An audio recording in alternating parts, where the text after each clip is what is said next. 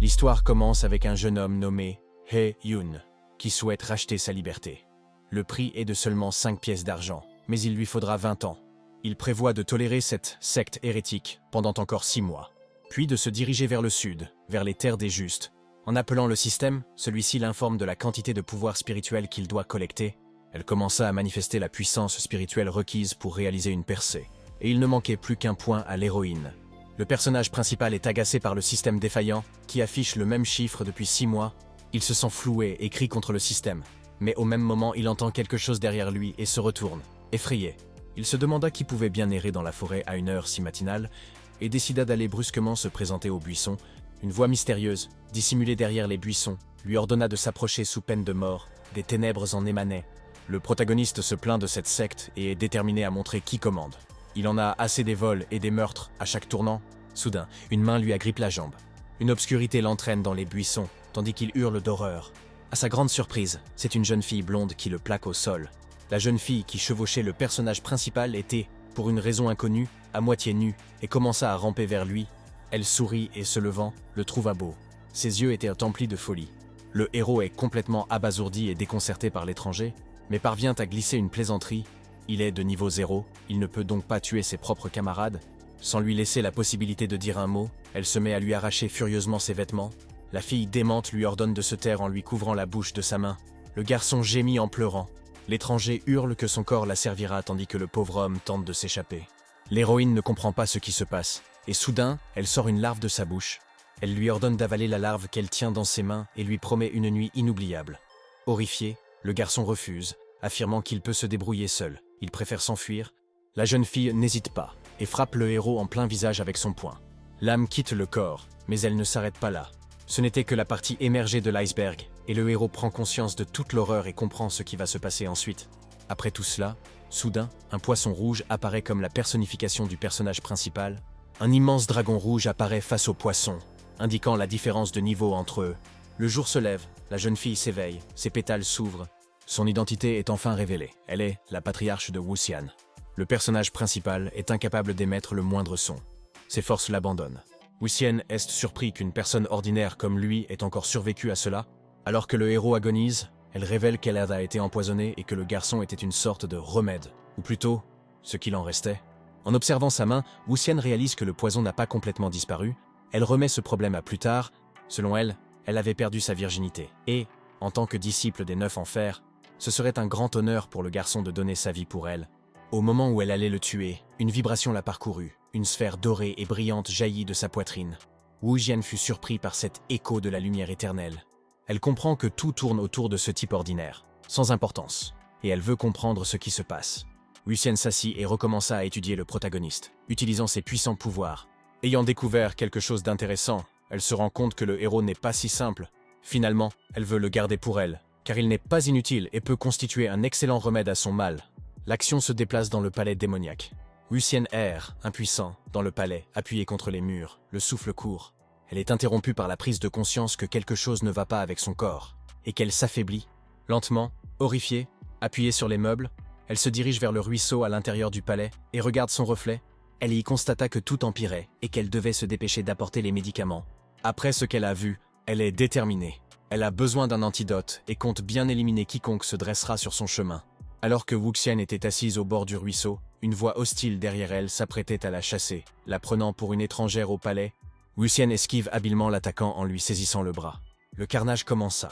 Wuxian para habilement toutes les attaques et saisit soudainement son agresseur par le cou. Elle s'adresse à l'agresseuse, nommée Fang Yin, et lui demande si elle la reconnaît. Fang Yin, qui avait la gorge serrée, reconnaît le patriarche à son regard et comprend qui elle a attaqué. Wuxian lâche sa gorge avec indifférence, la laissant au sol.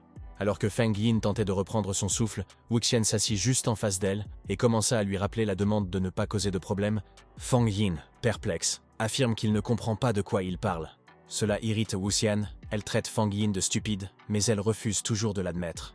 Sa patience est à bout, elle demande si elle lui a indiqué où il se trouvait, puisqu'elle était la seule à le savoir. Fang Yin est folle amoureuse du patriarche, et elle assure qu'il ne révélera jamais où elle se trouve. Elle est prête à anéantir n'importe quelle famille pour le bien de Wuxian. Finalement, le patriarche révèle l'identité du coupable. Il s'agit d'un simple apprenti cuisinier nommé He-Yun. Mais Feng Yin ne sait rien de lui. Le patriarche remet cela à plus tard et commence à gronder Fang Yin, lui disant que si elle échoue à nouveau, elle sera punie. Wuxian lui demande de ne révéler à personne sa mort, et de trouver un moyen de transmettre la lumière éternelle à He Yun. Fang Yin est perplexe. Pourquoi lui confierait-elle une relique aussi précieuse? Après tout, la lumière éternelle confère un pouvoir sur le monde entier. Il lui est demandé de ne pas poser trop de questions et de suivre les ordres du patriarche. Elle prévoit d'observer Ha Yun et lui demande de préparer des vêtements ordinaires. Fang Yin est contrarié par le départ précipité du patriarche. Irrité par cela, Wuxian décide d'aller faire un tour à la cuisine pendant que Fang Yin est à son travail. L'action se déplace dans la forêt, où le personnage principal se réveille finalement à l'endroit où il avait été laissé sans vie. Se relevant à peine, il commença à se souvenir des événements qui avaient précédé son évanouissement. Ses souvenirs le firent vomir, et de joie ou de regret, il cria qu'il n'était plus vierge. Le système, apprenant la nouvelle, attribue plus un point. Le héros demande alors combien de points il possède déjà. Après avoir reçu la notification indiquant qu'il avait atteint l'objectif de 100 millions de points, son visage commença à se déchirer sous l'effet de la mise à jour du système. L'action se déplace dans la cuisine du palais des 9 enfers, où vivait le personnage principal, He Yun. Après avoir attrapé un poulet pour le dîner, le maître s'assit tranquillement et fit cuire la viande. Alors qu'il tentait de s'asseoir discrètement, He Yun fut tout de même remarqué, et on lui demanda où il avait passé la journée et pourquoi il était nu. He Yun révèle honteusement avoir été violé par une fille de la vallée des Scarabées, qu'il a traité de médecin. Le maître analysa le récit du garçon et réalisa à quel point il avait été stupide. Pour changer de sujet, le héros se souvint que les poulets sont une offrande au chef de secte, et demanda si le maître craignait pour sa vie. Mais le maître le corrompit très rapidement avec le même poulet illégal que He Yun n'était pas contre l'idée de manger. Pendant que le poulet cuisait, le maître demanda à He Yun d'aller demain en ville, au pied de la montagne, pour acheter des épices. Le poulet était prêt, et après l'avoir coupé en deux, le maître en donna une moitié à He Yuan. Après avoir demandé la permission, He Yuan retourna dans sa chambre. Le maître, en regardant le garçon partir, comprit qu'il était déjà bien adulte. Fa Yin apparaît et demande au maître de trouver un prétexte pour que He Yun descende en ville, car quelqu'un veut le surveiller. Le maître comprit que la maîtresse l'avait envoyé et il rit. Connaissant le caractère du patriarche, il comprit qu'il ne pouvait pas refuser. Le jour J arriva, et He Yun, à sa grande surprise, de bonne humeur, descendit en ville, remerciant même sa sœur pour la veille. Je me souviens encore de la façon dont il était entré dans la pièce la veille, débordant de colère et prêt à réduire ce diable en miettes. Mais il réalisa qu'il ne se souvenait même plus de son visage. Et avec son niveau 0, il n'y avait rien à faire dans la vallée des Scarabées. Pendant qu'il mâchait le poulet, une nouvelle mise à jour du système et une notification concernant la récompense de He Yun sont arrivées. Le système lui offre un coffre au trésor en récompense de décennies d'amélioration. He Yun clique pour confirmer le cadeau. Soudain, le système lui offre une seconde vie, comme un cadeau. Le héros est surpris de pouvoir désormais ressusciter après sa mort, mais le système n'a pas fini de lui réserver des surprises. He Yun peut désormais synthétiser des fragments de fortune céleste, ce qui lui confère de nouvelles capacités. Il peut également dépenser les points d'énergie spirituelle qu'il a collectés en chemin et les investir dans son niveau, sautant ainsi 60 niveaux en une seule fois. He Yun comprend que c'est une opportunité incroyable de s'élever aux yeux des autres et d'atteindre de nouveaux sommets, mais que cela comporte également de grands risques. Mais tandis que le héros réfléchissait en chemin vers la ville, des cris de détresse se firent entendre derrière lui. Une jeune fille appelait à l'aide, poursuivie par une horde d'hommes gigantesques. Elle a failli atteindre He Yun lorsqu'ils l'ont attrapée au dernier moment. Elle a été prise en otage et n'a pas été autorisée à s'échapper, la bouche couverte de ses mains. Mais elle continuait d'appeler à l'aide. He Yun comprit que personne d'autre que lui ne pouvait l'aider. Mais il avait toujours peur de ces hommes. Comparés à lui, ils étaient immenses. L'ange et le démon de He Yun se trouvaient à la croisée des chemins. Devait-il sauver ou non la pauvre fille en danger? He Yun prit une décision urgente et effectua une synthèse, convertissant ses points de pouvoir spirituel acquis en un niveau. Il rassembla ses forces et s'apprêtait à bondir sur les bandits. Mais une crampe le saisit, et il dévala les escaliers comme une boule. Un silence gênant s'installa, et la jeune fille sembla commencer à douter de son salut par ce héros. He Yun ordonne à la horde d'hommes de la laisser partir. Après avoir gagné en puissance, il est lui-même surpris par son propre pouvoir. L'homme qui tient la fillette est intimidé par son rang. Le protagoniste est conscient de son avantage et utilise sa confiance pour intimider ses ennemis en faisant allusion à la différence de niveau entre eux. Les hommes prirent conscience de leur faiblesse face aux taoïstes des 9 enfers et comprirent qu'ils étaient obligés de se soumettre à lui. Soudain, ils jettent nonchalamment la jeune fille dans les bras du protagoniste. Après cela, il s'enfuit aussitôt, confiant la jeune fille aux soins de He Yun. Le héros se demande pourquoi cela a été si facile, tandis que la jeune fille reprend ses esprits. Elle remercie aussitôt le héros de l'avoir sauvée, ce qui met He Yun mal à l'aise, puisqu'il n'a pratiquement rien fait. Le protagoniste réalise alors qu'il n'avait pas besoin de dépenser 50 millions de points pour passer au niveau supérieur. Il aurait simplement pu dire qu'il était taoïste, Eun se souvient de la fille qu'il a sauvée et laisse maladroitement entendre que tout est en sécurité maintenant et qu'ils peuvent rentrer chez eux. Soudain, l'étrangère se jette dans les bras de Hye-yoon et se met à sangloter pitoyablement en lui racontant son triste sort. Elle lui explique que ses parents ont été tués pour dette et qu'à présent, elle est persécutée et sans abri. La jeune fille propose de se donner en mariage au héros en échange de son salut. Eun était stupéfait. Se donner en mariage? L'étrangère manifeste un désir actif de se donner à Hye-yoon et prévoit déjà d'organiser une nuit de noces sur place. Mais le héros refuse catégoriquement de telles offres. La jeune fille ne comprend pas quel est le problème tandis que Hye-yoon tente de se justifier. Il s'est avéré cependant qu'il ne se sentait tout simplement pas bien après avoir mangé le poulet du maître la veille, donc rien ne pouvait se passer aujourd'hui. Il souhaitait naturellement résoudre le problème lui-même. Mais à chaque tentative, il avait d'horribles douleurs à l'estomac. Le héros en attribua la faute au poison du diable. Le souvenir de ces événements le fait encore vomir. Il ne savait pas quoi faire, mais vu l'air pitoyable de la jeune fille, il décida de l'emmener avec lui en ville et de remettre à plus tard la réflexion à ce sujet. L'étranger, à sa grande surprise, se montra trop obéissant et accepta de faire tout ce que Hye-yoon lui demandait. Il faisait déjà nuit dehors et ils arrivèrent enfin en ville. Ils furent ravis par la vue des lanternes et décidèrent de trouver un endroit où passer la nuit. Reportant leurs achats au lendemain, elle accepta, mais un instant plus tard, la déception l'envahit.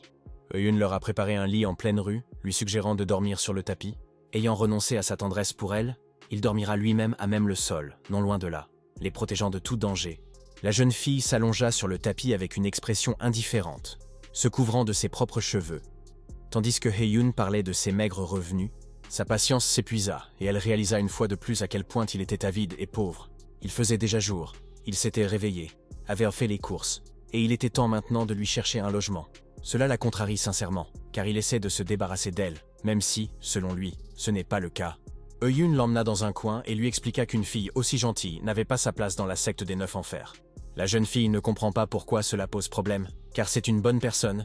Mais Hye-yoon explique que tous les membres de la secte ne sont pas aussi bienveillants que lui, ce qui la rend très dangereuse.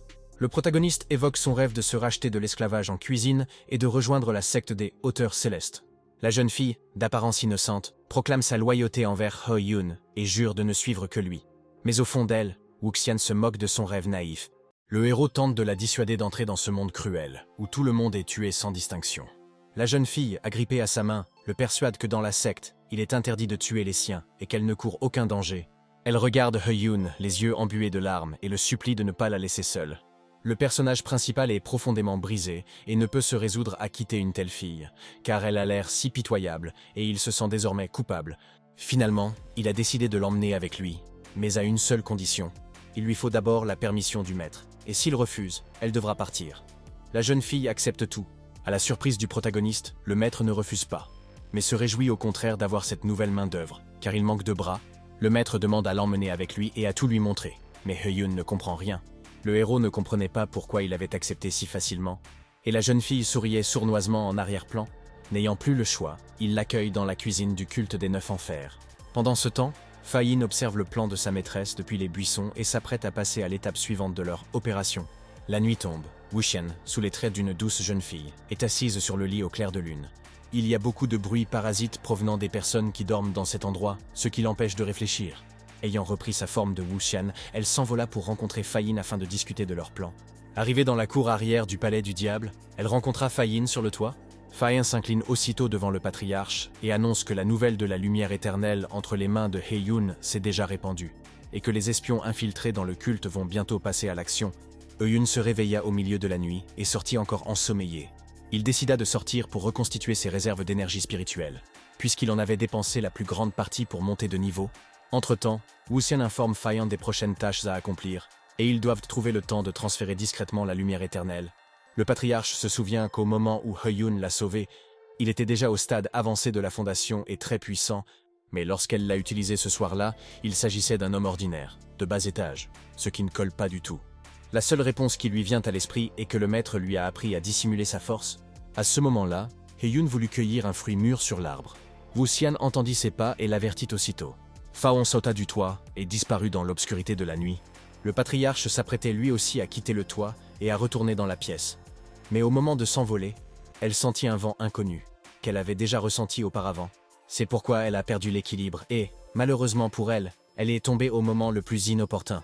Comble de l'ironie, elle tomba dans les buissons devant Hye-yoon, qui marchait paisiblement vers l'énergie spirituelle. Il l'a bien sûr reconnue immédiatement. Il est très difficile de ne pas se souvenir d'elle.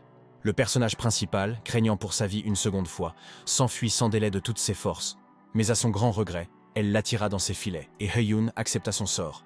Lucien s'accroupit plus près et le salua avec un sourire pour la deuxième fois. La diablesse décida de lui demander pourquoi il marchait à une heure pareille. Heyun semblait s'être résigné à la situation et décida de lui proposer un autre rendez-vous. Pensant qu'elle voulait revivre les événements de cette nuit-là, le patriarche se contenta de rire gentiment. Le héros fut surpris par sa réaction et en conclut qu'elle se moquait de ses défaites répétées. La jeune fille s'allongea silencieusement à côté de lui et sourit, se blottissant contre Heyun. Il ne comprenait toujours rien. Il s'est avéré qu'elle riait de leur sort, car elle leur disait d'être ensemble.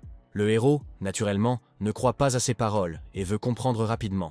Car il est déjà à un stade avancé de la fondation, Lucien ne fait que jouer avec lui, se moquant de son corps, déchirant lentement ses vêtements à nouveau. Après cela, il s'allonge aussitôt et demande la permission de se déshabiller en premier, car les vêtements sur mesure coûtent très cher. C'est un vrai radin. Il décida de lui expliquer ses paroles précédentes. Il voulait dire qu'elle devait se dépêcher. Sinon il deviendrait meilleur qu'elle, et elle finirait par être à la traîne. Bien entendu, ces mots firent éclater de rire Wuxian. Après avoir ri, elle s'est allongée plus près de lui et a de nouveau déchiré ses vêtements. Cher, elle a dit d'un ton moqueur qu'elle attendrait qu'il devienne meilleur qu'elle, sachant que c'était impossible. Au bout d'un moment, le patriarche s'assoit au bord d'un ruisseau et se lave les longs cheveux. Heyun est de nouveau au bord de la mort, mais il a encore l'énergie de faire des blagues. Wuxian s'en amuse et souhaite ardemment qu'il la surpasse. Mais l'homme lui dit clairement que si elle veut l'utiliser comme antidote, elle n'a pas besoin de le forcer. Elle peut simplement demander. Il n'est pas nécessaire de laisser la larve à l'intérieur. Après avoir déroulé un long tapis rose au-dessus du ruisseau jusqu'au pavillon de Heyun, elle justifie son comportement par la méfiance. Pour revenir à ce garçon, elle lui explique que s'il se comporte correctement, le parasite ne fera rien, qu'il l'attrape ou non. Après ces mots, Heyun, à moitié mort, fixa Wuxian d'un regard étrange qui la laissa perplexe. Heyun avoue soudain la beauté de cette diablesse, qu'il n'avait pas remarqué auparavant à cause de son épaisse chevelure. Wuxian est immédiatement gênée par ses paroles, mais elle continue d'agir de manière malicieuse, car si elle a couché avec lui, cela ne signifie pas qu'il peut la draguer. Elle demande également à Heyun de ne parler à personne d'elle, de leur rencontre et de ce qui s'y est passé, le menaçant cruellement.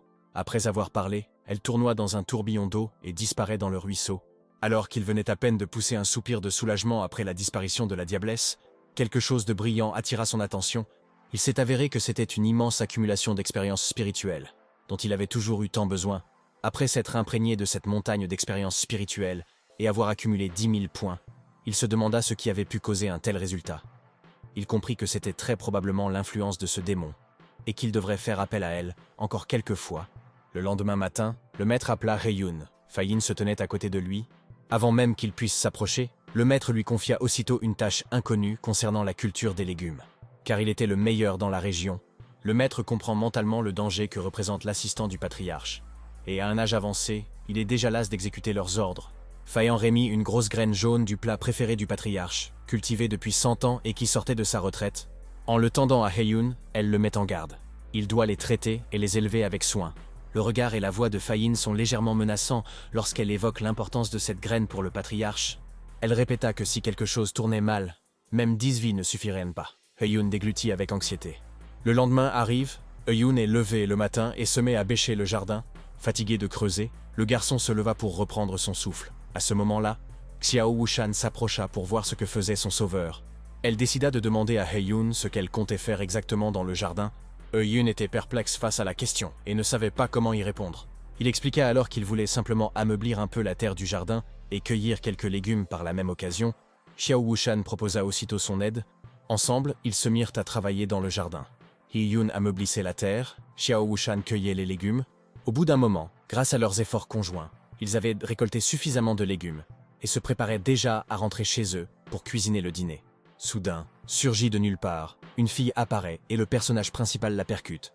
La jeune fille a crié, et Heyun s'est précipité pour lui demander si elle allait bien, alors qu'à l'intérieur, il craignait d'être tombé sur une fille d'une secte démoniaque.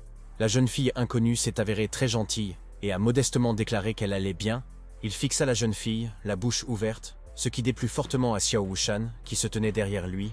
Xiao Wuxian lui pinça les côtes et lui demanda sarcastiquement pourquoi il la regardait comme ça. Heyun était en réalité simplement surpris que l'étranger ne l'ait pas frappé après leur combat. Xiao Wuxian est surpris par sa réaction et ne comprend pas pourquoi il a dû être frappé pour une broutille pareille. Il attribue sa question à l'inexpérience de Xiao Wushan au sein de la secte démoniaque, et elle ne comprend pas à quel point l'endroit est dangereux. Le temps nous amène à l'enfance de He-Yun, où il est très jeune et assiste à une querelle entre deux hommes. Une dispute verbale dégénère en bagarre. Le conflit a commencé à cause d'une cuisse de poulet volée. Puis, deux jeunes filles se disputent le peigne d'une autre. Cela illustre le genre de société dans laquelle vivait He-Yun. Wun tente d'expliquer à Xiao Wushan que le monde du culte démoniaque n'est pas si ordinaire et que des combats peuvent y éclater pour un rien. Il essaie de lui apprendre à être plus prudente dans ce monde cruel où une petite fille comme elle peut facilement se blesser. Yun comprit qu'il était responsable d'elle et de sa sécurité. Après tout, c'était lui qui l'avait amenée dans cette secte. Il lui promit qu'une fois sa liberté rachetée, il la conduirait auprès du clan vertueux. Elle n'arrivait pas à y croire. Il assure qu'un vrai homme tient parole, et il en est un. Tandis que le doux Xiao Wushan saute de joie en l'honneur de He-Yun, Wuxian continue de se moquer de lui intérieurement, persuadé qu'il essaie de lui échapper. L'action se déplace dans la cuisine. Le maître, accompagné des autres, dont He-Yun, mit la table. Xiao Wushan exprime son inquiétude. Elle est là depuis 2 jours mais n'a rien fait d'autre que prendre ses baguettes pour manger. Elle demande au maître de l'informer de tout travail qu'il pourrait lui confier. Le maître, sachant que Xiao Wushan est en réalité le patriarche, le chef de la secte démoniaque, la dissuade nerveusement de travailler, affirmant que c'est inutile. Xiao Wushan refuse de vivre aux dépens d'autrui. Son regard suggère au maître de lui donner du travail, mais cela l'effraie encore davantage. Yun suggère au maître d'aider Xiao Wushan à préparer les ingrédients, puisqu'il a déjà commencé à travailler sur le chaudron principal. Cette idée sauva le maître du regard menaçant du patriarche. Aussi accepta-t-il immédiatement. Xiao Wushan remercia le maître et poussa un soupir de soulagement intérieur. Soudain, une jeune fille entre dans la cuisine et demande à Maître Wu d'envoyer les cuisiniers au pavillon des plaisirs. Pour les invités du soir, Yun reconnut cette fille. C'était celle qu'il avait bousculée plus tôt. Maître Wu se demandait qui pourrait convenir comme cuisinier pour les invités du soir, car Madame Shen, la propriétaire du pavillon, adorait la cuisine épicée. Contre toute attente, la jeune fille désigne He-Yun du doigt et lui suggère de devenir chef cuisinier. He-Yun est perplexe. Pourquoi lui? La jeune fille ne comprend pas sa réaction, et il essaie de lui expliquer qu'il est un cuisinier débutant et qu'il a peur de tout gâcher. Avant même qu'il puisse répondre, elle avait déjà pris sa décision et l'attendrait dans la cour. Se retrouvant dans la cour, ils suivirent Surdin jusqu'au pavillon des plaisirs. Au fur et à mesure qu'ils passaient, les pavillons proposaient des activités différentes. Yun et Xiao Wushan ont éprouvé diverses émotions en fonction de ce qui se passait à l'intérieur des bâtiments. Le personnage principal était très perturbé par ces événements et très intéressé par ce qui se passait à cet endroit. Sir Ding expliqua que la dame du pavillon des plaisirs pratique la technique de la culture de l'harmonie, et que cela nécessite une pratique en binôme. Yun s'en doutait, bien sûr, mais il ne s'attendait pas à ce que cela se produise ici, en plein jour. Ils arrivèrent à la cuisine, et He-Yun fut surpris par sa taille. Xiao Wushan fut envoyé trier les légumes tandis que Sir Ding se préparait à emmener He-Yun à la cave à vin. Xiao Wushan se retrouve seul dans la cuisine, et Sir Ding va emmener le garçon à la cave à vin chercher du vin pour le banquet. Tandis que les garçons s'éloignaient, Wu Xiang, sous les traits de Xiao Wushan, commença à s'interroger sur la coïncidence de la rencontre entre cette étrange jeune fille et He-Yun, et sur le fait qu'elle l'ait emmenée de manière inattendue à la cave. Elle comprend qu'il ne s'agit pas d'une simple coïncidence, mais d'un plan machiavélique, et elle ne l'acceptera pas. Pendant ce temps, He-Yun et Sir Ding descendirent à la cave, où elle lui demanda de l'aider à porter la lampe. La jeune fille ouvre la porte de la cave et lui demande d'entrer. Dès qu'il pénètre dans la cave, He-Yun est stupéfait par l'immense quantité de vin qui tapisse tout le périmètre de la pièce. Avant qu'il ait pu terminer sa phrase, il se tourna vers Surdin, mais elle l'interrompit soudainement avec sa technique qui lui donnait des papillons dans le ventre. Les jambes de He-Yun s'engourdirent, et il s'effondra au sol, laissant tomber son sac d'ingrédients. Elle commença à se rapprocher de l'homme sans défense. Bien que la jeune fille ne comprenne pas pourquoi He-Yun n'était pas affecté par sa technique de séduction, il supposa qu'elle souhaitait s'engager dans une double culture avec lui. Finalement, elle a décidé d'augmenter la dose pour obtenir l'effet désiré. He-Yun commença à se sentir faible et il ne comprenait pas pourquoi elle lui soufflait une sorte de fumée au visage. Même après cela n'eut aucun effet sur lui et elle resta stupéfaite. Elle s'est rendue compte qu'il fallait encore un peu de débauche pour que l'effet se produise enfin. La jeune fille met en valeur son décolleté et laisse entendre qu'ils sont maintenant seuls et que c'est un très bon moment. He-Yun balaye d'un revers de main les suggestions de la jeune fille et crie que sans apprendre leur technique, il mourra immédiatement d'épuisement dû à la cultivation. L'homme a menacé de ne pouvoir expliquer sa mort s'il venait à mourir ici. La jeune fille fut gênée un instant seulement. Puis elle commença à dénouer son pantalon avec sa bouche, tout en lui demandant si elle était belle. Bien que le héros soit d'accord avec la jeune fille sur sa beauté, il ne pense qu'à une chose. Comment éviter sa technique de conversation plaisante? En y repensant, He-Yun se souvint du diable de la vallée des insectes, et qu'après ses actes, il n'avait plus de tels désirs. La jeune fille ne se décourage pas et continue de séduire le héros de toutes ses forces, même si le résultat est nul. Interrompant son discours séducteur, il coupe court à tout avec une question sur le vin, qui était la raison de leur venue. Cela la touche au plus profond de son âme, et elle explique la sincérité de ses intentions. Que tous ses actes sont motivés par un amour pur pour ce garçon, contrairement aux autres participants du kiosque. Il la repousse brusquement, expliquant que le problème ne vient pas d'elle, mais de son propre dysfonctionnement, pour une raison inconnue. La jeune fille s'est effondrée au sol, sans voix face à un tel choc. Pendant qu'elle se remet du coup, Hyun essaie de la distraire en parlant de vin, tandis qu'il cherche ce dont Madame Shen a besoin. La jeune fille tire des conclusions hâtives et lui demande s'il est vierge par hasard. Hyun est offensé par cette question. Hyun marmonne, agacé par le caractère embarrassant de cette question, tandis que la jeune fille se demande pourquoi sa technique n'a pas complètement fonctionné sur lui. Seule une personne au cœur véritablement pur peut résister à cette technique, affirme la jeune fille. Elle se rend compte qu'il est véritablement un homme au cœur pur. Soudain, Hyun remarque une perle spirituelle dorée flottant dans l'air à côté de lui. Il tendit la main pour la ramasser, et le système s'activa immédiatement, signalant la première perle spirituelle dorée collectée, ce qui rapporta 5000 points. Après cela, Hyun demanda à nouveau où se trouvait le vin dont ils avaient besoin dans cette grande cave. Hyun regarda Sir Ding, qui réfléchissait à ce mystérieux individu et à son immunité à ses techniques.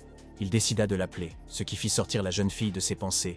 L'homme leur rappelle pourquoi ils sont venus dans cette cave au départ, et qu'il est temps de chercher le bon vin.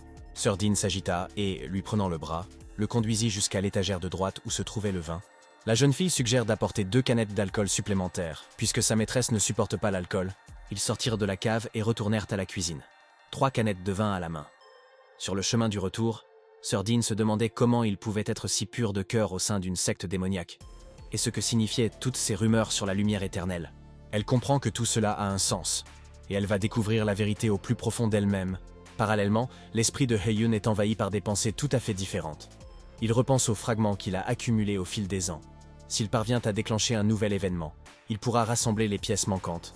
Il suppose que cet événement est une expérience inhabituelle. Il s'interroge également sur ce que la jeune fille a utilisé auparavant et sur les raisons de sa faiblesse. Ce fut un moment extraordinaire, et c'est pourquoi il a pu récupérer la perle d'or et remporter la récompense de l'événement. Il s'est rendu compte que s'il restait simplement dans la cuisine, il lui serait plus difficile de terminer les épreuves et d'obtenir les récompenses correspondantes. Ils retournèrent à la cuisine, et Sir Ding leur demanda de préparer les plats avant la tombée de la nuit, car ils seraient inservis là. Hyun était confiante et prête à travailler. Dès leur retour, Xiao Wushan sortit de la pièce voisine et fut heureuse de revoir Hyun. Hyun ne réagit guère, ce qui irrita Xiao Wushan. Sir Ding lui ordonna de continuer à travailler. Sir Ding a appelé Hyun et lui a proposé d'aller se promener dans quelques jours. Hyun, ne remarquant rien d'étrange, accepta sans hésiter.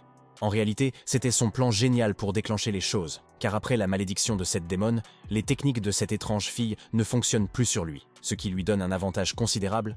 Il comprend qu'aller se promener avec elle est plus profitable que de ne pas y aller. Alors que Hyun est satisfait de son plan, le caractère de Wuxian se révèle à Xiao Wushan, qui ne comprend pas où il a trouvé le courage d'accepter de sortir avec une autre fille. Sir Dean, satisfaite de leur accord, leur dit au revoir et quitte la cuisine, les laissant travailler. Hyun fait signe à l'étrange jeune fille, tandis que Xiao Wushan perd son sang-froid et entre dans une autre pièce, tenant toujours le couteau, ne ressentant pas l'atmosphère des lieux. Hyun demande à Xiao Wushan si elle veut se joindre à eux. Après avoir menacé la pauvre carotte d'un coup de couteau, Xiao Wushan refuse timidement cette offre. Hyun est effrayé par une telle réaction. Xiao Wushan se met aussitôt à couper des carottes à une vitesse incroyable, tout en laissant entendre qu'elle n'avait de toute façon pas été invitée. Alors pourquoi y aller? Mais Hyun aperçut soudain une étagère avec des ingrédients déjà préparés et fut surprise par sa rapidité d'exécution. Il dit qu'il ne s'attendait pas à ce qu'elle soit aussi serviable pour préparer le repas et tente de poser la main sur son épaule, qu'elle repousse sèchement. Elle n'est pas du tout d'humeur. Ce que Hyun lui-même ne comprend pas, bien que ce soit évident. Si Wuxian n'avait pas dissimulé son identité derrière le mignon Xiao Wushan, elle l'aurait exécuté sur le champ. Mais pour l'instant, elle ne peut que couper des carottes avec acharnement. Après l'avoir félicité pour son travail acharné, Hyun décide enfin de se mettre à cuisiner. Il fait déjà soir, les garçons sont déjà rentrés chez eux, et Hyun et le maître mettent à la table pour le dîner. Soudain, Xiao Wushan entre dans une autre pièce et claque la porte aussi fort que possible, ce qui trahit immédiatement sa mauvaise humeur. Le maître comprend qu'il ne s'agit pas d'une simple coïncidence, et que Hyun a très probablement fait quelque chose qui l'a mis en colère, mais lui-même ne le comprend pas. Tout ce qu'il peut faire, c'est lui souhaiter bonne chance et lui conseiller de prier pour sa vie. Hyun se ressaisit et décide de frapper à la porte de sa chambre. Alors qu'il s'apprêtait à lui demander si elle voulait manger, puisqu'elle n'avait pas dîné, Une puissante rafale de vent accompagnée d'un cri strident surgit soudain derrière la porte. Eun décida de ne pas poser trop de questions, et encore moins de déranger qui que ce soit, et décida donc de s'enfuir rapidement. Xiao Wushan est assise sur une chaise dans sa chambre et regrette d'avoir rencontré un idiot pareil parmi toutes les personnes sur cette planète. Tandis que la jeune fille était assise, triste, Fei Yin grimpa par la fenêtre en appelant le patriarche. Elle annonce son arrivée à sa maîtresse, mais soudain, sa longue robe accroche le coin de la fenêtre et elle reste coincée. Elle se tourne vers le patriarche et lui demande de l'aide. Wuxian n'est pas particulièrement enthousiaste à l'idée d'aider, car son adjoint ne peut pas sortir par la fenêtre. Fei Yin justifie cela en soulignant sa promptitude à répondre à l'appel du patriarche. Le patriarche décida tout de même d'aider, et, prenant un morceau de tissu sous la fenêtre, elle demanda si quelqu'un l'avait suivi sur le chemin. Fei Yin entra en mode combattante et était prête à obéir à tous les ordres de sa maîtresse, à détruire toute secte et quiconque oserait interférer avec le patriarche, mais Wuxian ne s'intéressait qu'à une seule question. Connaissait-elle Ding Ning du pavillon des plaisirs? Fei Yin possède effectivement des informations à son sujet. Elle est la disciple préférée de Dame Shen, et fait partie de la secte depuis plus de 10 ans. Elle décida de demander si elle pensait que ce Ding Ning cachait quelque chose, ce à quoi le patriarche répondit qu'il lui fallait des preuves. Wuxian charge Faon de s'occuper de cela pendant qu'elle décide d'enquêter sur la situation au sein de son culte démoniaque. Mais avant cela, Fei Yin décida de clarifier si elle faisait suffisamment confiance à He Yun pour lui confier sa lumière éternelle, car c'était ce qu'il y avait de plus précieux pour le patriarche. Mais elle explique qu'il n'y a pas lieu de s'inquiéter, car même s'il est volé, il est inutile entre de mauvaises mains. Elle précise également que le monde extérieur n'a aucune idée de telles choses. Mais l'essentiel est que la lumière éternelle ne tombe pas entre les mains de cette personne issue de la secte céleste immortelle. Pendant que Wuxian négociait avec son adjoint, He Yun tenait la lumière éternelle entre ses mains, recouverte de la graine du plat préféré de la dame qu'il avait confiée à Fei Yin. Eubon examina de plus près cette graine suspecte, et ne parvint pas à déterminer si c'était vraiment le cas. Mais, croyant les paroles du patriarche adjoint, il décida de l'emprisonner comme il en avait reçu l'ordre. Une seconde après l'avoir planté dans le sol, il réalisa qu'une chose aussi importante ne devait pas être laissée n'importe où, et qu'il devait la cacher plus soigneusement. Mais il ne savait pas où. Il jeta un coup d'œil autour de la pièce et décida que si l'on voulait cacher quelque chose d'important, il fallait le cacher à l'endroit le plus évident. He Yun plaça donc le pot de lumière éternelle directement sur le rebord de la fenêtre. De plus, il pensait que personne dans la secte n'aurait l'idée de voler la semence du chef. Après une idée aussi brillante, il s'allongea pour se reposer, pensant que rien ne se passerait. Le matin arriva. Xiao Wushan étendait le linge tandis que le maître, allongé derrière elle, se rafraîchissait avec un éventail. Pendant qu'ils faisaient leur corvée, Ding Ning est entrée avec un panier. Entrant dans la cour, elle s'approcha de Maître Wu et lui demanda la permission de l'emmener faire une promenade. Maître Wu lui a immédiatement suggéré de contacter directement He Yun. He Yun laissa immédiatement tout tomber et alla la rejoindre, prêt à faire une promenade. Pendant que Xiao Wushan finissait d'étendre le linge, le maître lui demanda si elle venait avec eux. Cette question l'a mise hors d'elle. Xiao Wushan perdit son sang-froid et cria sur le maître, ne comprenant pas pourquoi elle était venue gâcher leur ambiance, ce qui fit trembler le maître de peur. Prenant le bassin sous les draps, elle se retourna et retourna se coucher, tandis que le maître restait figé, sous le choc de sa réaction. Ne comprenant pas pourquoi elle avait réagi ainsi, le maître y réfléchit. Plus loin dans la forêt, He Yun et Ding Ning installèrent un petit campement et étendirent une couverture sur l'herbe au bord du lac. Ding Ning dit qu'il faisait beau, alors il pouvait profiter du soleil un moment, mais He Yun est préoccupé par autre chose, uniquement par les perles spirituelles et les événements imprévus dont il a tant besoin. Inquiète, Ding Ning décida de l'appeler pour qu'il vienne s'allonger à côté d'elle. He Yun finit par se décider à lui demander pourquoi elle l'avait invité à se promener et si elle s'intéressait vraiment à lui en tant que personne bien, même s'il savait pertinemment qu'il ne croirait pas un mot de ce que dirait cet adepte d'une secte démoniaque. Ting never refuse. Après cela, elle se tut, et He Yun lui demanda de tout dire franchement. Il accepterait n'importe quelle réponse. À la surprise générale, Ding Ning tendit la main pour lui toucher la joue. S'approchant du protagoniste, elle lui avoua avoir utilisé la technique du kiosque à plaisir ce jour-là dans la cave, mais qu'il n'avait pas réagi. Son aveu sincère le surprit beaucoup. Elle explique que cela montre la pureté de son cœur.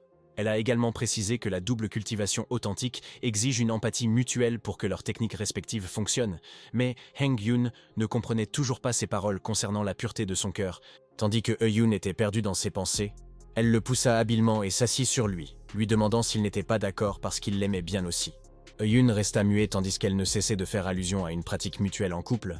Elle se redressa et le regarda d'un air méprisant, lui suggérant de s'élever ensemble jusqu'aux nuages.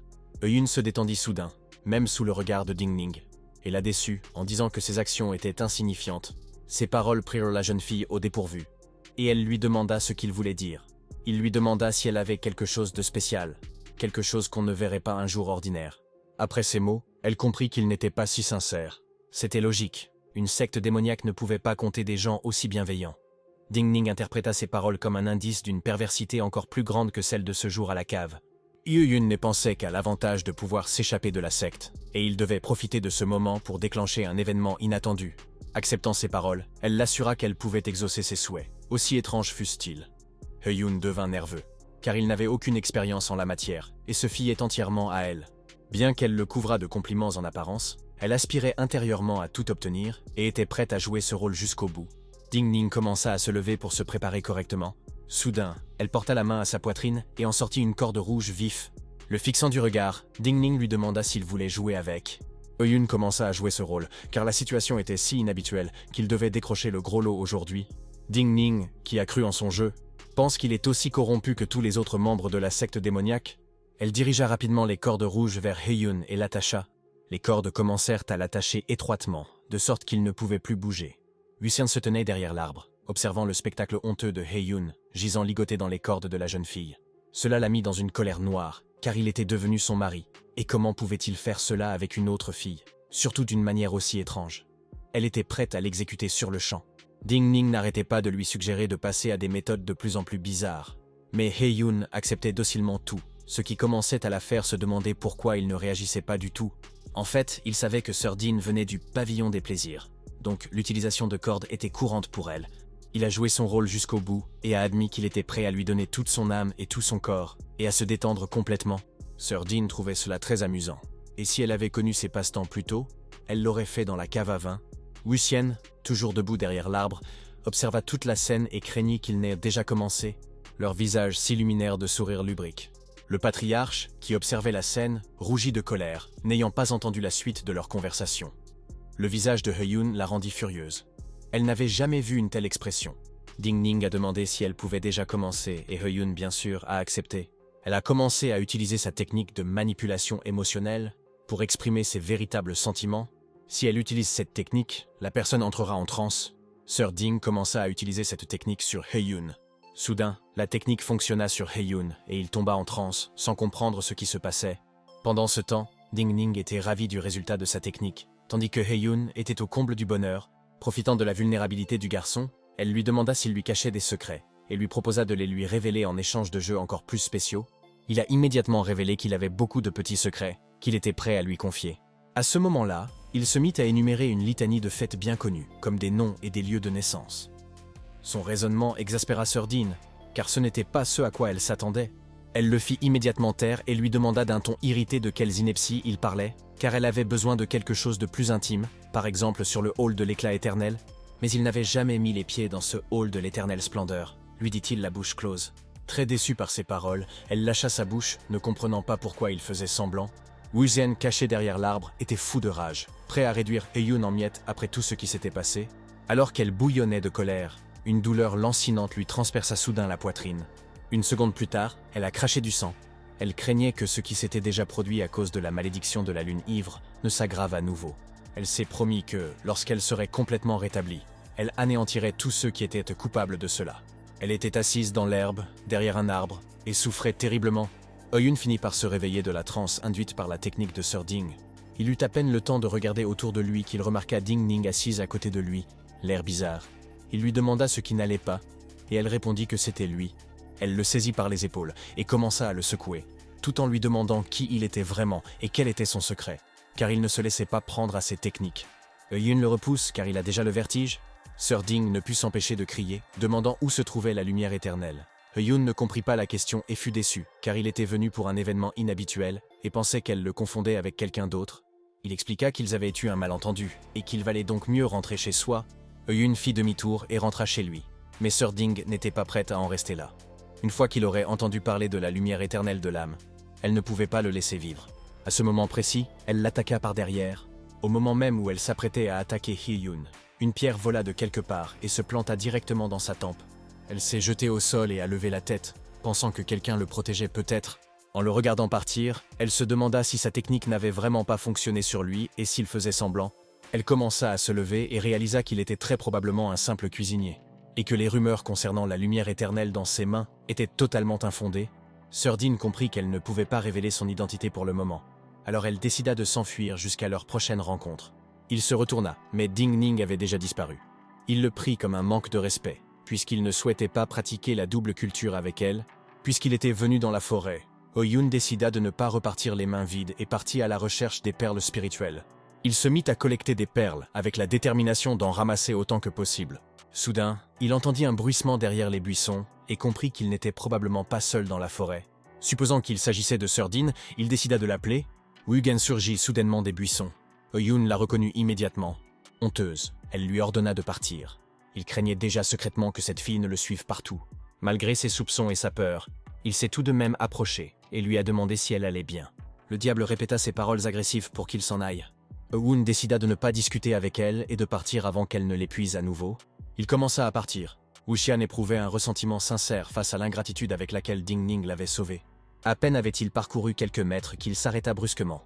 Réalisant qu'il ne pouvait pas simplement partir et qu'il se sentirait coupable, il s'approcha de nouveau d'elle, la souleva dans ses bras et décida de lui demander ce qu'il adviendrait du parasite si elle mourait. Wuxian décida d'ignorer la question et lui ordonna de ne pas s'inquiéter pour elle, se sentant encore plus offensé qu'il soit revenu pour ne poser de questions que sur lui-même. Il l'appuya contre un arbre pour soulager sa douleur, lui demandant ce qui la mettrait le plus à l'aise. Mais malgré cela, elle refusa ses attentions. Eun était étonnamment détendu et lui a demandé de ne pas se mettre en colère. Ils n'étaient pas ennemis, mais le diable refuse toujours et prétend qu'il n'est plus nécessaire, car elle est déjà lasse de lui. Eun décida d'accepter sa décision et déclara qu'il ne lui demanderait plus de retirer le parasite de lui. Au moment où il se retournait pour partir, Wuxian se remit à cracher du sang. Soudain, elle s'effondra au sol et resta étendue dans un état terrible. Eun se retourna au bruit. Il est revenu et lui a demandé à nouveau si elle avait besoin de son aide, sachant qu'elle était encore consciente. Eun décida d'enlever son manteau et de lui annoncer héroïquement qu'il lui avait déjà donné son corps et qu'il devait se dépêcher, car elle avait besoin de ses médicaments. Mais il ne comprenait pas son entêtement. Même après cela, elle refusa son aide. Il tenta encore de lui expliquer que, malgré ses actes et la perte de son innocence, il ne pouvait la regarder mourir. Elle lui demanda s'il avait peur qu'elle le tue de colère. Mais il la tira simplement sur ses genoux et lui assura que, des deux, elle était la seule à mourir ici. Wuxian, soudain gêné, lui ordonna de ne rien dire s'il comptait faire ça. Eun afficha un sourire sournois, ce qui mit le diable en colère, et elle décida de lui demander pourquoi il riait autant. Il lui prit les joues entre ses mains et décida de lui suggérer de faire le premier pas, car c'était elle qui en avait le plus besoin. Elle repoussa sa main, indignée par une telle impudence. Un instant plus tard, à la surprise de Eun, elle le poussa si fort qu'il tomba à la renverse sur l'herbe. Durant tout ce temps, Eun était très détendu et satisfait de la situation, ce qui n'était pas le cas de Wuxian. Il décida de lui demander pourquoi elle était si tendue et ne disait pas un mot. Le patriarche, rougissant encore davantage de honte, lui ordonna de se taire. Elle décida alors de le menacer, car un mot de plus et elle l'étranglerait. Eun n'a pas manqué l'occasion de faire une blague grivoise. Wuxian ne put plus rougir et lui ordonna de se taire à nouveau. Un certain temps passa. Eun, nu, était assis et faisait griller du poisson sur un feu. Au même moment, le patriarche, allongé sur un drap, le dos au feu, songe au sien. Se tournant vers Eun, elle fut submergée par la colère. Son corps était incroyablement résistant pour avoir enduré une telle chose. Le poison ayant été éliminé, elle commença à se transformer à nouveau. Pendant que Eun faisait frire le poisson, il ne cessait de penser aux perles, espérant assister à un autre événement inhabituel. Se tournant vers le drap où Wuxian était allongé, il constata qu'elle n'était plus là. Surpris, il comprit qu'elle le considérait vraiment comme un simple jouet. Puisqu'elle était partie sans dire au revoir, quand j'ai croqué dans le poisson frit, il n'avait aucun goût. Le système affiche un message vous informant que 5 fragments de chance céleste sur 5 ont été collectés, et vous avez la possibilité de les synthétiser. Eun réfléchit à la solution, mais la réponse lui semblait évidente. Une seconde plus tard, il décida naturellement de les synthétiser, et une sphère violette apparut instantanément, reliant les 5 fragments de chance céleste. En synthétisant les fragments, il acquit une nouvelle technique. Une explosion de cadavres qui se propage sur un rayon de 2 mètres. Mais Eun craignait que cela ne compromette son entrée future dans la secte juste. Cette technique ne l'impressionna guère, mais elle pouvait s'avérer utile pour se débarrasser des cadavres. Alors il s'y résigna, car on n'a jamais trop de techniques. Il décida d'ouvrir les statistiques et d'examiner toutes les informations. Le système a généré un tableau contenant des informations générales et des statistiques. Eun se leva, s'étira et réalisa qu'il ne pouvait pas se dérober et qu'il était temps de ramasser les perles. Après avoir fini de manger le poisson et éteint le feu avec de l'eau, il s'enfonça nu dans la forêt. Eun franchit le portail et se téléporta dans la forêt. Dès son apparition, il remarqua un éclat intense et s'écria de joie combien il était riche. Il était entouré d'une forêt recouverte d'un grand nombre de perles différentes. Il s'est aussitôt mis à courir pour les rattraper, sautant et courant à travers la forêt. Après avoir collecté toutes les perles qu'il pouvait, il expira et consulta le système pour afficher son solde global. Le système a signalé qu'il avait collecté 1 million de points d'un coup, ce qui a déclenché un autre événement qui a coûté 2 fragments entiers. Il riait de bonheur à travers la forêt, mais il entendit un bruit étrange derrière lui. Se retournant, il aperçut une meute d'énormes loups sauvages, et comprit qu'il ne serait pas si facile de récupérer 2 fragments entiers. Ewon savait qu'il ne voulait pas mourir là. Il n'avait donc pas d'autre choix que de se battre. Il ordonna au système d'élever son niveau, et instantanément sa puissance explosa. Plusieurs loups l'attaquèrent immédiatement. Il leur infligea plus de 1000 points de dégâts d'un seul coup, et les élimina d'un seul coup. Eun se sentait extrêmement confiante. Après avoir repoussé un loup, il les jeta tous les deux en un seul tas. Lorsque les loups furent immobilisés au même endroit, il utilisa sa nouvelle technique consistant à faire exploser les cadavres. Des explosions zébrèrent le fond où Heiyun, heureux et fier, célébrait sa victoire. Après l'explosion de 200 cadavres de loups, le système l'informa qu'il avait reçu un fragment de chance. Mais avant qu'il puisse se réjouir de sa victoire, il se retourna et aperçut l'immense chef de la meute de loups, qu'il restait encore à vaincre. Il grogna bruyamment en ouvrant son énorme gueule. Ewon était content de ne pas être au niveau 20, car il serait mort facilement. Le chef du groupe s'approcha lentement, mais Heiyun était convaincu qu'il avait déjà atteint le niveau 60 et qu'il ne pouvait pas perdre. L'écart de 30 niveaux lui conférait un avantage considérable. D'un simple clic sur le visage du chef de meute, il lui infligea un maximum de dégâts, sans même utiliser de compétences. D'un claquement de doigts, le chef s'envola au loin. Elle commença à se propager dans les arbres, les brisant en deux. Le système a félicité Heiyun pour sa victoire victorieuse sur le chef de meute, mais Heiyun s'attendait à plus, au moins à une forme de récompense, et décida d'interroger à nouveau le système. Il prit le système en main et commença à le scruter à la recherche de notifications concernant la réception de fragments de chance, mais il se désillusionna rapidement, et le pauvre système ne reçut aucune notification à ce sujet.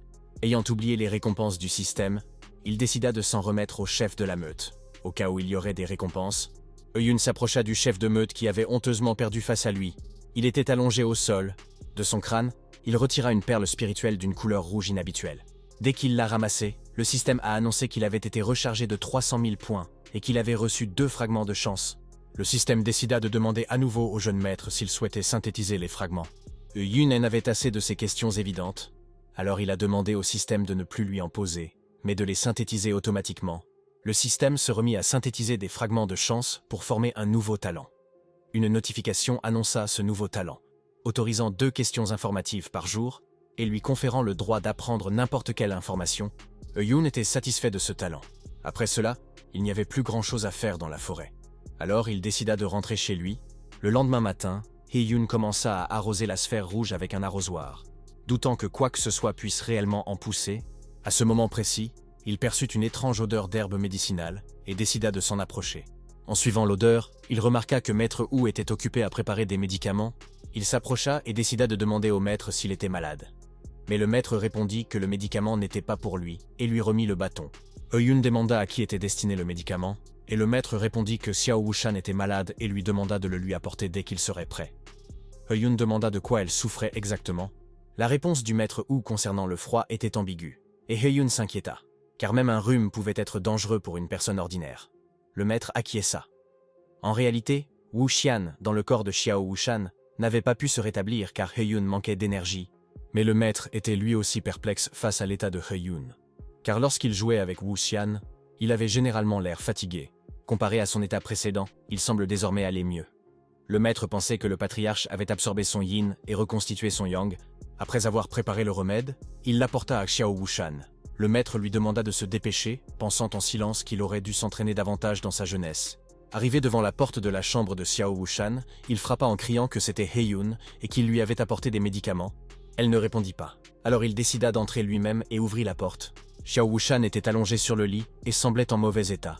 L'homme déposa le médicament sur la table de nuit et s'approcha, lui touchant le front. Il sentait qu'elle avait plus qu'un simple rhume, mais de la fièvre. Xiao Wushan ouvrit légèrement les yeux et dit à voix basse de lui donner le médicament. Heiyun craignait qu'il s'agisse d'un médicament contre le rhume et qu'il ne soit pas efficace. Mais elle a demandé qu'on le lui serve rapidement. Il s'assit à côté d'elle et commença à lui administrer le médicament directement de ses mains. En raison de sa faiblesse, elle avait du mal à boire le médicament, et une petite quantité lui tomba sur la poitrine. Heiyun fut immédiatement gêné par cette scène, mais il ne voulut pas profiter de ce moment pour regarder. Il la remit sur le lit et décida d'aller dans la forêt cueillir d'autres herbes pour préparer un remède contre sa forte fièvre. Wuxian était seulement perplexe face au fait que le niveau de He-Yun avait encore augmenté, puisque son aura était au moins de niveau 50. Et elle ne comprenait pas comment cela était possible. He-Yun entra dans la forêt et commença à chercher les herbes nécessaires à la médecine.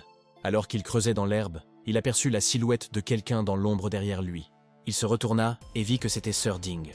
He-Yun se tourna aussitôt vers elle et lui demanda pourquoi elle était partie si brusquement la veille, sans qu'il ait eu le temps de la remercier.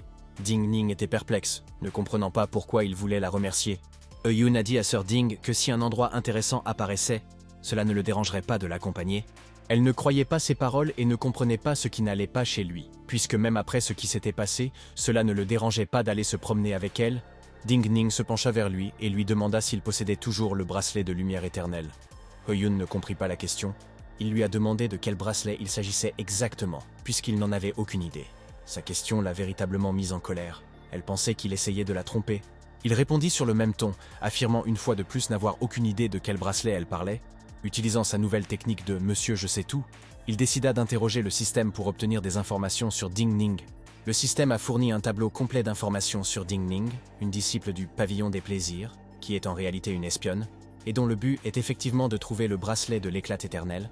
He-Yun ignorait ce qu'était un bracelet d'éclat éternel, mais cela lui semblait être un magnifique bijou. Il ne s'attendait pas à ce que Ding Ning appartienne à une secte vertueuse, et il ne comprenait pas pourquoi elle le poursuivait, puisqu'il n'était qu'un simple cuisinier. Après avoir consulté son profil et constaté qu'elle n'était que de niveau 29, He-Yun comprit que Ding Ning ne représentait aucune menace. Toutefois, en cas de confrontation violente, il ne devait absolument pas la tuer, car cela nuirait à sa réputation et pourrait compromettre son admission future au sein de la secte juste. He-Yun continue de jouer son rôle de naïf, bien qu'il ne comprenne sincèrement pas de quel bracelet il est question. Ding Ning est déterminée et a fait sécuriser toute la zone au cas où quelqu'un viendrait défendre He-Yun. Elle décide de recourir à des mesures drastiques. Elle l'attrape à la gorge et lui crie d'arrêter de faire semblant et de lui donner le bracelet s'il veut vivre.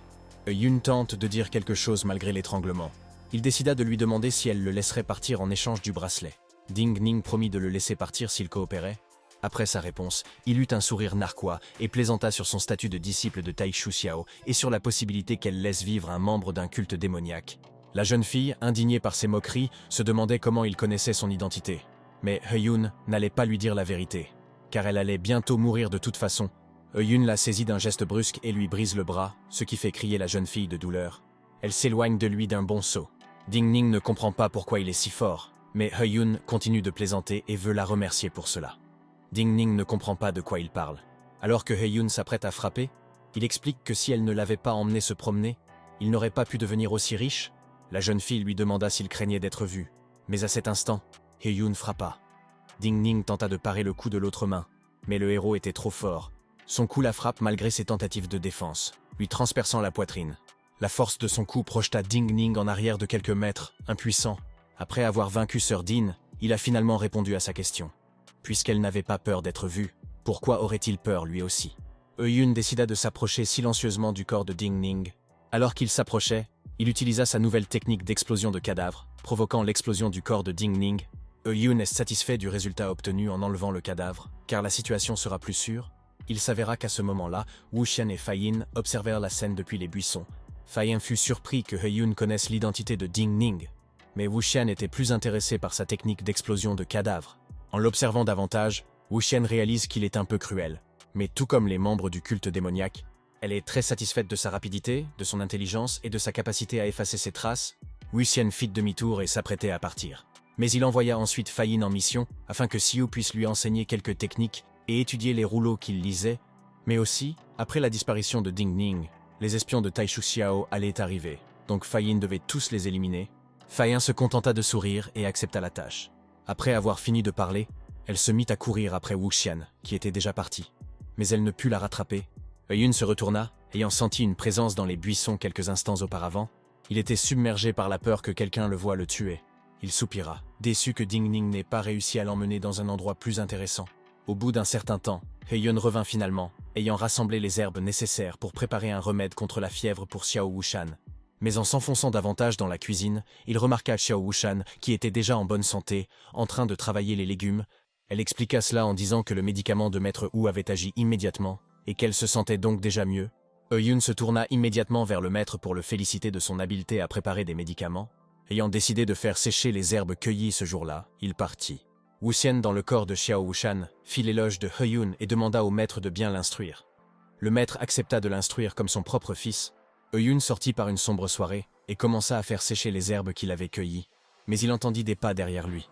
Se retournant, Tian Shui, un disciple du pavillon des plaisirs, apparut soudain, accompagné de 2 jeunes filles inconnues. Il ordonna à tout le monde de sortir.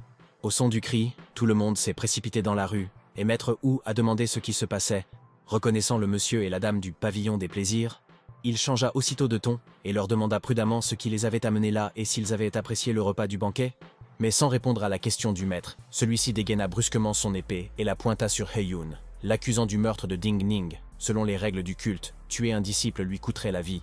Eun, confiant, demanda comment il pourrait tuer le disciple du pavillon des plaisirs. Puisqu'il n'était qu'un simple cuisinier, l'homme lançait des accusations, car Ding Ning était allé le voir et n'était jamais revenu.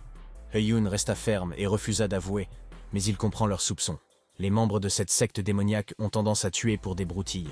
Puisqu'ils l'accusent de meurtre, Eun exige des preuves de son crime. Maître Wu a immédiatement accédé à sa demande et a demandé une preuve au maître. Mais celui-ci s'est contenté d'afficher une mine surprise. Soudain, une voix grave se fit entendre derrière le maître. La voix annonça que son élève avait bel et bien disparu. Il s'agissait de Yuxin Ke, la même tenancière du pavillon des plaisirs. Elle affirme que Eun était la dernière personne à avoir vu Ding Ning, ce qui signifie qu'il faut le surveiller.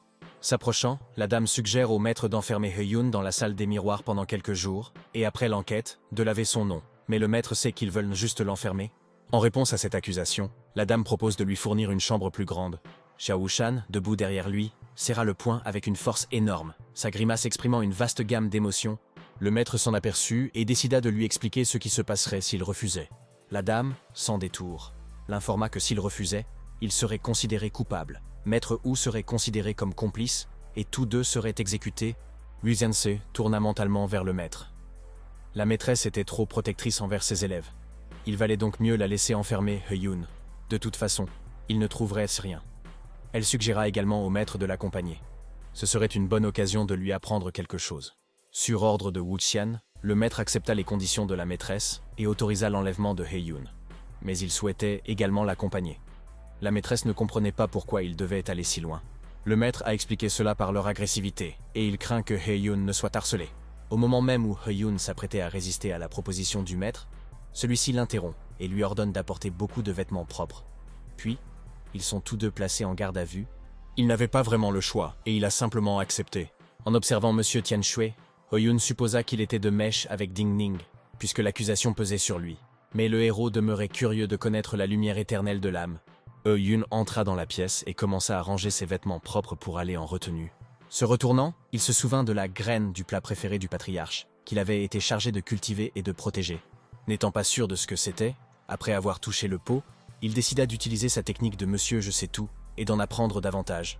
Le système diffusait l'information qu'il s'agissait de la lumière éternelle de l'âme, et que quiconque la possédait devenait le plus fort, car les âmes de Zhenren Changming et du Seigneur Démon y étaient scellées. Après avoir appris davantage sur la lumière éternelle de l'âme, il ne s'intéressait plus qu'à savoir qui était Zhenren Changshin. Alors qu'il étudiait la sphère dorée, on l'appela de l'extérieur car il mettait trop de temps à se préparer. Il a crié qu'il allait bientôt sortir. Alors qu'il s'apprêtait à partir, il médita sur l'importance de cette mission et sur la façon dont le chef de la secte avait pu lui confier la lumière éternelle. Finalement, Eun accepta cette conclusion comme positive, car la lumière éternelle serait en sécurité pendant ces 5 jours. Ayant enfin terminé ses bagages, Eun rassembla ses forces et était prêt à partir. Au bout d'un certain temps, munis de leurs affaires, ils atteignirent le site miroir. En regardant autour d'elle, Eun demanda pourquoi il y avait autant de miroirs ici, ce à quoi Maître Wu répondit que si c'était le cas, on ne l'appellerait pas une plateforme de miroirs. Eun était déçu. Cette réponse n'expliquait absolument rien. Il a demandé à quoi servaient ces miroirs. Le maître répondit habilement qu'ils étaient là pour les observer. Eun comprit alors que même aller aux toilettes serait problématique. Mais ils le rassurèrent, lui disant que ce n'était pas aussi tordu qu'ils le pensaient. Eun, bien sûr, n'y crut pas. Ils arrivèrent enfin à leur chambre. La porte leur fut ouverte en grand. Une fois à l'intérieur, ils furent très surpris par la taille de la pièce, qui ressemblait à une résidence présidentielle. Maître Wu a demandé ce que signifiait « présidentiel », ce à quoi Eun a répondu qu'il s'agissait d'un haut fonctionnaire. Le maître se tourna vers Dame Ke et l'avertit que si son élève s'avérait innocente, il ne laisserait pas l'affaire en rester là. Elle acquiesça maladroitement à ces paroles. Après avoir fermé les portes du cachot, Tian Shui exprima son mécontentement face au manque de respect dont Dame Ke avait fait preuve le simple cuisinier, ce à quoi la dame lui fit immédiatement taire. Dame Ke affirme qu'il n'est pas un simple cuisinier. Et Tian Shui veut savoir qui il est vraiment. Mais elle ne dira rien de plus et l'envoie retrouver sa sœur Ding Ning. La dame décida de demander à Tian Shui pourquoi sa sœur tenait à voir un simple apprenti cuisinier comme He Yun. Mais Tian Shui lui-même n'en savait rien. Elle lui confia qu'elle le soupçonnait d'être un agent infiltré et qu'elle voulait le mettre à l'épreuve. La dame ne croyait pas à ses propres suppositions, car c'était absurde, d'autant plus que la recherche d'espions n'était pas le rôle du pavillon de plaisance. Tian Shui se mit à compter Ding Ning, obnubilé par la secte. De plus, le chef de la secte était sorti de sa retraite, et nombreux étaient ceux qui convoitèrent désormais la lumière éternelle de l'âme. La dame s'interrogeait sur les raisons pour lesquelles le chef de la secte ne s'était pas exprimé publiquement après sa libération, et elle trouvait cela étrange. Maître Hu et He Yun rangèrent leurs affaires dans leur nouvelle maison. He Yun fut surpris par l'absence de miroir dans la pièce, mais ses pensées étaient ailleurs. Si le poison de ce diable se déchaînait pendant son emprisonnement, ne s'emparerait-elle pas de n'importe qui pour le contenir? Mais il ne comprenait pas pourquoi il s'inquiétait, car elle se fichait bien qu'il meure ou non. Maître Hu semblait tendu. Soudain, le maître attaqua He Yun par derrière. Heureusement, He Yun a réussi à esquiver l'attaque surprise. Perplexe, il demanda au maître pourquoi il avait fait cela, car sans cette réaction, il serait mort sur le coup. Le maître apprit que He Yun était de niveau 60, il ne l'avait jamais vu aussi sérieux. Il y a quelques jours à peine, c'était un homme ordinaire. Ce qui pourrait arriver intéressait le maître, et il était prêt à attaquer de nouveau. He Yun devint nerveux. Il reconnaissait son talent, mais feignait d'ignorer d'où il venait. Il ne voulait pas paraître faible devant lui. Son coup était trop féroce. Le maître ne crut pas à ses propres paroles. Devenu encore plus nerveux, il décida de mentir. Prétendant être tombé sur un endroit étrange après une promenade avec Ding Ning, avoir perdu connaissance et s'être réveillé avec un niveau. L'histoire était trop bizarre pour qu'il la cache. D'autant plus qu'il ne connaissait aucune technique. À la surprise générale, le maître se mit à rire. Sa réaction était incompréhensible. Une fois assis, le maître lui conseilla de dire qu'il avait été formé par le vieux Siyu et qu'on lui avait demandé de cacher sa force et de ne pas inventer de telles absurdités. He Yun fut surpris par la réaction du maître à son mensonge, mais il l'accepta sans broncher. Avoir progressé aussi rapidement était la preuve de son incroyable chance. Le chef de la secte et Fei Yin l'informèrent qu'il avait tué Ding Ning. He Yun fut stupéfait par cette déclaration, comprenant que le maître connaissait toute la vérité.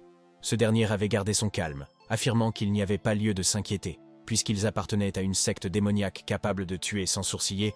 He Yun craignait que le chef de la secte ne soit au courant de tout lui aussi. Mais le maître a révélé qu'ils avaient littéralement assisté à son meurtre. He Yun comprit qu'il avait été naïf, et que ce sentiment d'être observé n'était pas une simple impression. Mais au moins, le maître n'allait pas le punir. Un instant plus tard, le maître commença à retirer sa bague. En retirant sa bague, He Yun fut surpris par la puissante aura du maître. Il s'excusa d'un tel pouvoir, car il n'avait pas quitté l'anneau depuis plus d'un siècle. Il le lança à He Yun afin qu'il puisse utiliser l'artefact pour dissimuler son niveau. Ayant reçu entre ses mains une chose aussi importante, He Yun faillit fondre en larmes. Si Yun versa des larmes devant la gentillesse du maître. Le maître a dit que la chef de la secte traitait bien He Yun, et qu'il ne devait donc pas oublier de la remercier lorsqu'il aurait atteint les sommets. Mais ce Yun s'est demandé pourquoi le chef de la secte le traitait si bien. Le maître rougit soudain et se sentit embarrassé, se justifiant en disant qu'il ne comprenait tout simplement rien et qu'il était très difficile de se cacher du regard du chef. Il décida de passer aux choses sérieuses. Le chef de la secte considérait He Yun comme un talent prometteur et ordonna donc qu'il soit formé aux techniques de survie. Le maître, fidèle à son statut, décida de lui enseigner la technique unique de la paume sans cœur. He Yun s'agenouilla aussitôt, prêt à apprendre. Le maître commença à enseigner et à expliquer les règles de base de la technique. Il explique brièvement qu'il pourra plus tard la combiner avec l'anneau impitoyable, qui nécessite de concentrer la force de tout le corps sur le bout d'un seul doigt, et si vous développez davantage cette compétence, elle peut se transformer en une zone éternelle de cruauté, mais le maître se tut soudain. He Yun décida de lui demander quel était le problème. Il expliqua que cette technique était suffisante pour les bases, et qu'il était donc inutile de viser la perfection. He Yun ne comprenait pas pourquoi. Le maître expliqua que si l'on se laissait emporter par cette technique, on risquait de devenir complètement insensible. Mais si le maître va bien, cela signifie-t-il qu'il n'a pas atteint le stade final? Mais il l'interrompit aussitôt, réfutant ses propos. Le maître est un don naturel, aussi l'étape finale ne le gêne pas. He Yun fit aussitôt l'éloge du maître, sachant qu'il n'était pas si naïf. Mais au fond de lui, il savait que, puisqu'il s'était isolé, il cachait quelque chose. Le maître se leva et se dirigea vers la porte, se préparant à aller démontrer la technique. Mais He Yun était inquiet, car il y avait des miroirs partout à l'extérieur. Et le maître ne craignait-il pas que quelqu'un ne vole le matériel? Le maître n'était pas inquiet. La plateforme miroir était un bon endroit pour l'entraînement. Maître Wu était le second plus compétent après la chef de la secte et son assistante. C'était donc lui qu'il fallait garder précieusement. Ils sortirent de leur chambre et le maître allait faire une démonstration de la technique. Il valait donc mieux regarder attentivement. Yun était disposé à observer attentivement et à apprendre. Le maître commença à démontrer la technique. Après avoir terminé la démonstration, Yun a immédiatement voulu l'essayer lui-même. Yun commença à essayer d'utiliser la technique en suivant l'exemple du maître. Le maître fut immédiatement surpris par sa répétition et son habileté. Yun termina sa démonstration et demanda au maître son avis. Le maître ne put que s'émerveiller de la rapidité avec laquelle il avait mémorisé et répété la technique. Il a commencé à se montrer modeste, attribuant tout à son niveau élevé, ce qui pourrait expliquer sa capacité à apprendre rapidement les techniques. Le maître fit l'éloge de Yun et réalisa que le chef de la secte ne se trompait pas sur son talent et qu'il était prêt à lui enseigner tout ce qu'il savait. L'affaire passe à Lady Ke, qui tient un miroir entre ses mains. Après avoir observé l'entraînement de Yun, elle avait été impressionnée par son talent. Aussi, si le meurtre s'avérait être un mensonge, elle aimerait le reprendre. Après 3 jours d'entraînement, il examina l'empreinte de main sur le mur. Elle ne pouvait rivaliser avec la force du maître, mais elle était suffisante pour se défendre. Yun commença à rêver de quitter la secte démoniaque d'une main sans cœur et de rejoindre la secte vertueuse. Mais ses rêves furent brutalement interrompus par une main qui le frappa à la tête par derrière. Il s'agissait du maître, qui demanda à Yun ce qu'il marmonnait. Il décida de se vanter, affirmant que lui aussi pouvait désormais laisser son empreinte sur le mur. Le maître était impressionné, il lui avait fallu 10 ans d'entraînement pour laisser sa marque. Yun réinitialise tous ses succès au niveau 60, et si le niveau était 0, il n'aurait même pas 50 ans. Amusé par l'assurance de Yun, le maître sortit un carnet de sa poche intérieure. Il a été remis par l'assistant du chef, Fayin, et Yun devrait l'étudier. Yun ne comprenait pas pourquoi cette technique n'avait pas de nom, mais il n'en a rien dit non plus à maître Fayin. Il semblait cultiver sa respiration intérieure, et le maître était surpris de la chance de Yun, car il ne recevait que des bénédictions. Yun plaisanta en disant que tout cela était dû à sa beauté, et le maître le traita d'effronté. Après avoir parcouru le cahier du regard, il le glissa dans sa poche intérieure et s'apprêtait à partir s'entraîner. Au moment où Yun partait, le maître fut surpris par sa dépendance à la cultivation. Au bout d'un certain temps, allongé sur son lit à étudier la cultivation, il décida d'utiliser sa technique de « je sais tout » pour en apprendre davantage. Le système a renvoyé des informations sur l'écriture véritable éternelle, une méthode de culture du QI. Yun a considéré la similitude de ces noms avec la lumière éternelle de l'âme.